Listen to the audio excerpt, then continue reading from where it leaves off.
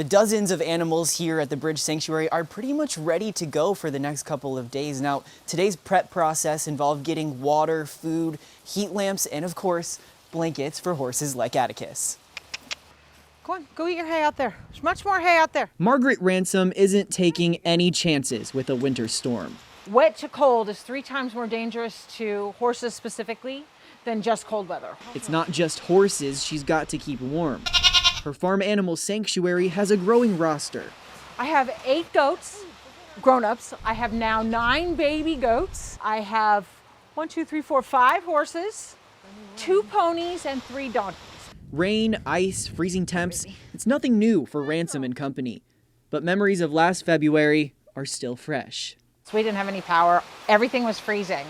This year, they're even more prepared. The Texas Farm Bureau has a checklist for keeping livestock safe in winter storms.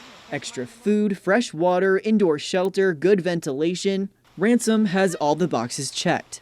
Heat lamps, we make sure we have stocked fresh bulbs, we have clean water tubs, and we check every few hours to make sure that they have everything that they could possibly need. She encourages other animal owners to do the same. Bring your cats in, bring your dogs in, check on your animals, check on your livestock. Because even as ready as she can be, it's a little scary to think about the worst case scenario, but we're prepared. I think we're going to do okay.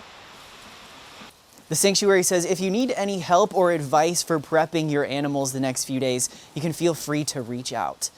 At the Bridge Sanctuary in Waco, Andrew Lamparski, 25 News.